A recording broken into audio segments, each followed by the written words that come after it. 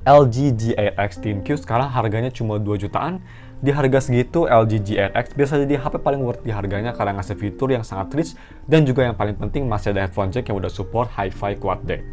So langsung aja kita review LG G8X di tahun 2021 apakah masih worth it atau enggak.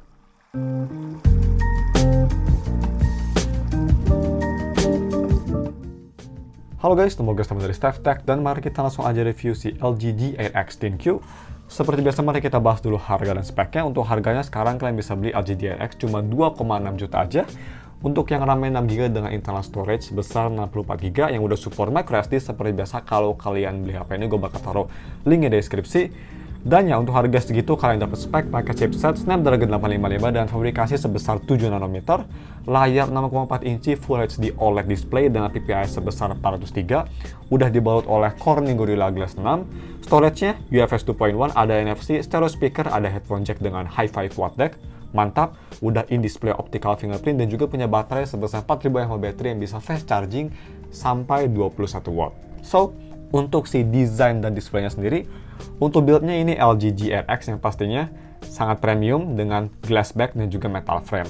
Ada satu hal yang di HP zaman sekarang nggak ada, tapi di LG G8X ini masih ada, yaitu dari bagian belakangnya.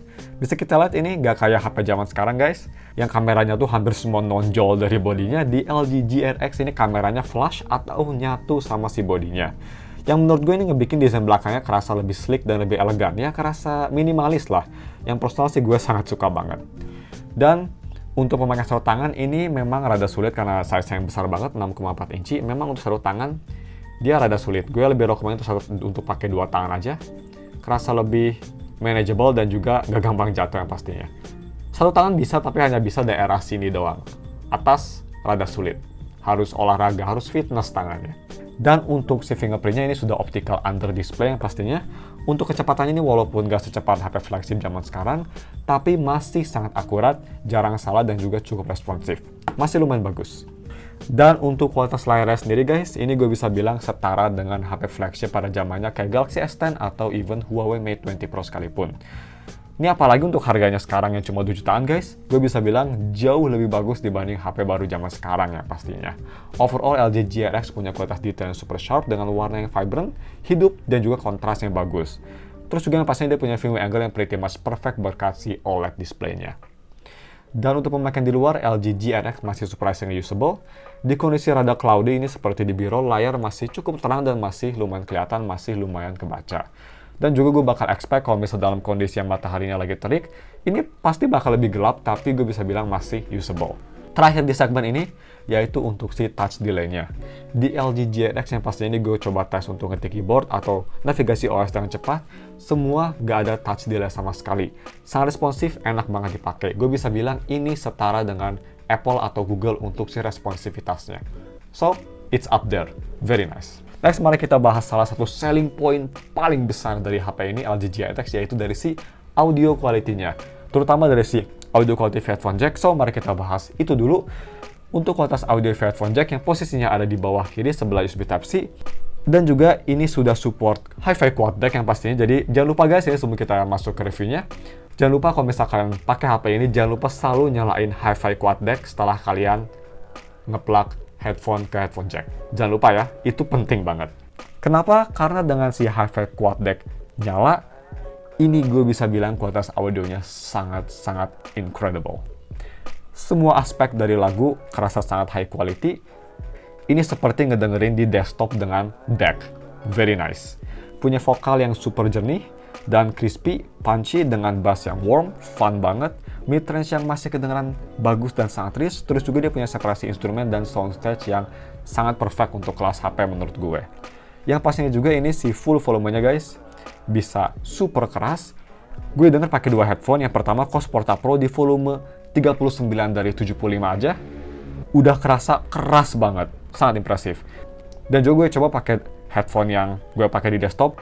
Itu headphone planar yang butuh power sangat besar, taksar HF580 di volume 69 dari 75 aja ini udah kerasa keras banget. Super impresif ini si amplifier untuk kelas HP menurut gue. Dan juga ini LG G8X seperti yang tadi kita lihat punya volume step yang sangat banyak. Di headphone ini punya volume step sampai 75 dari 0 sampai 75. paling baik atau paling atas, paling bagus yang pastinya untuk di HP. Ya ini kualitas audionya pretty much terbaik, gak cuma di harganya, tapi gue bisa bilang ini terbaik even dibanding HP flagship zaman sekarang sekalipun. Bahwa yang harganya belasan atau puluhan juta kayak Z Fold, menurut gue ini audio hi-fi codec-nya masih nomor 1. LG memang selalu nomor 1 untuk masalah headphone quality ya, sangat impresif. Dan untuk sekualitas speakernya ini gue bisa bilang better than P20 Pro, Mate 10 dan Mate 20 Pro itu lebih baik. Di harga 2 juta, mau dibanding dengan HP baru atau second, gue bisa bilang ini salah satu yang terbaik, tapi bukan yang the best, bukan nomor 1. Punya sound signature yang lebih ke arah balance, dengan bass yang rada flat, tapi masih lumayan oke, vokal yang jernih dan crispy, dan juga soundstage yang cukup oke dengan separasi instrumennya bagus. Full volumenya juga ini bisa cukup keras, gue biasanya denger di sekitar 80% aja, ini udah cukup keras untuk taste gue. Dan di full volume ini juga nggak ada distorsi yang terlalu berasa. Ini minimum distorsi.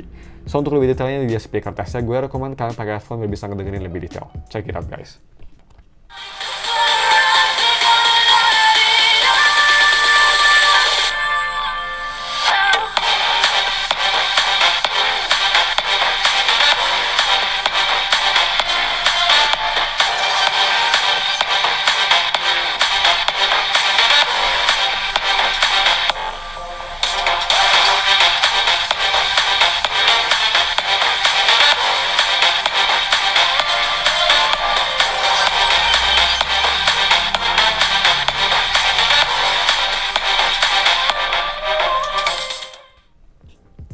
Moving on ke si kamera quality-nya, ini kamera belakangnya itu setupnya 2 kamera.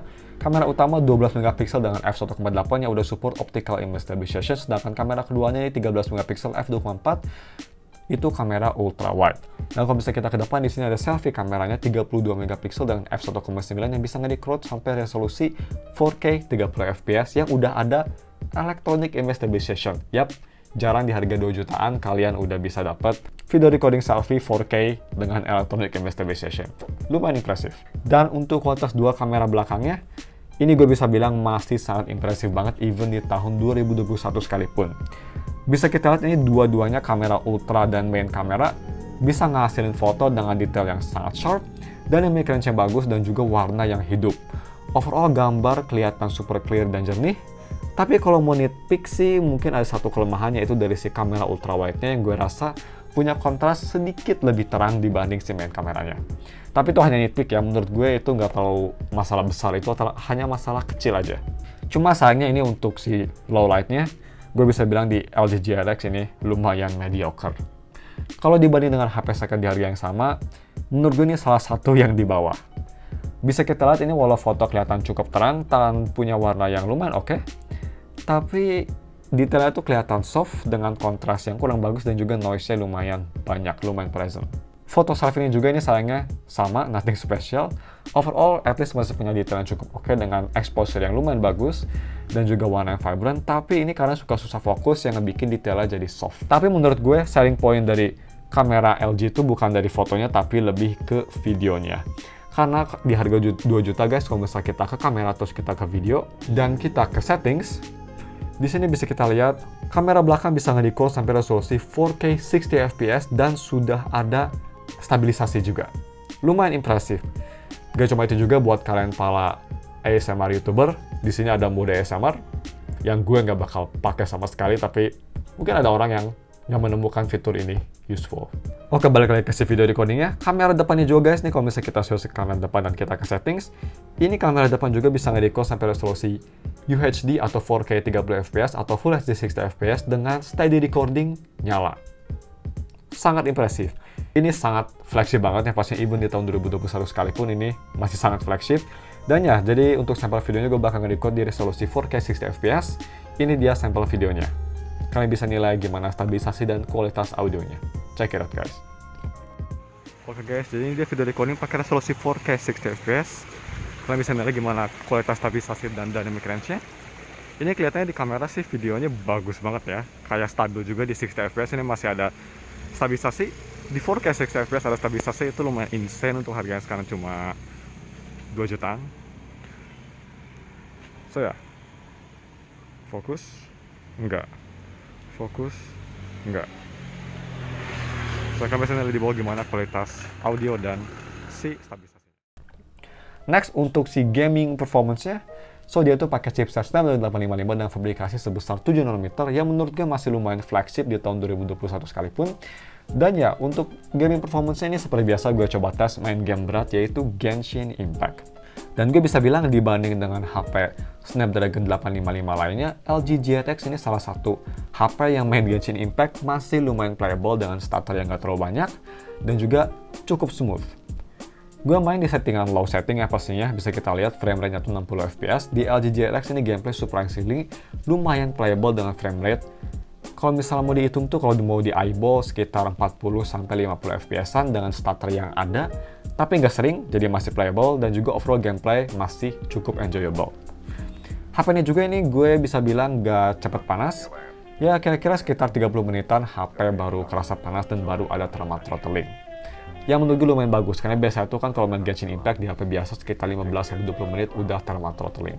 Dan untuk main game rhythm ini kayak banduri, gue bisa bilang di LG G8X mantap banget.